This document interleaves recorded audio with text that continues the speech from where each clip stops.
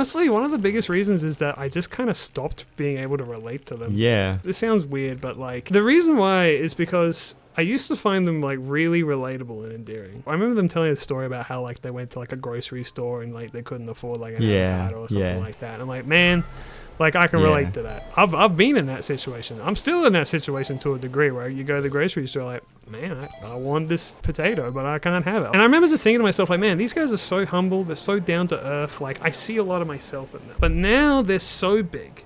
They're so popular.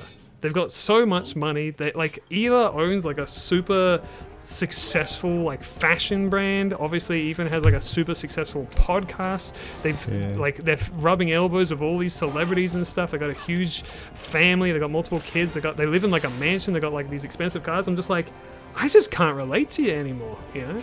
And it's not me trying to say, God, I wish they never got successful. That's not the case at all. Like, I'm glad they got successful. I honestly think they deserve it. However, they didn't stay humble. I can't relate to them anymore.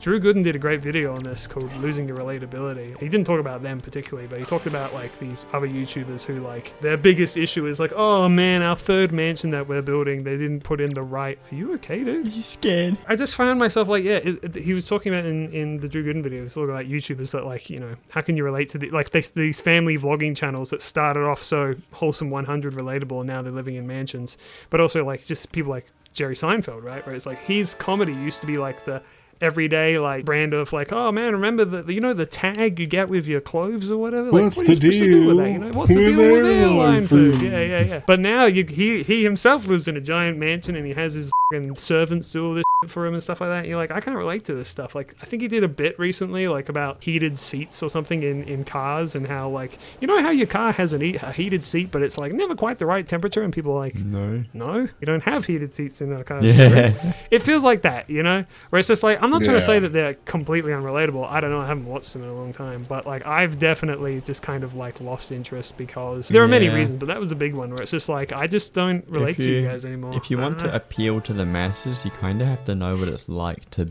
live a normal life. Well, and they do. No, it's just they like know what it's like to live a normal life 10, 15 years ago. I don't know. It's one of those things where it's like, I don't want to wish people like not success, but it's just a thing that comes with success is like, you're just going to, if you become like a millionaire or whatever and you live in a mansion and you have a huge successful career, inherently people aren't going to be able to relate to you. It's not necessarily a good thing or a bad thing. It's just a thing you have to consider when that happens. Am I going to die?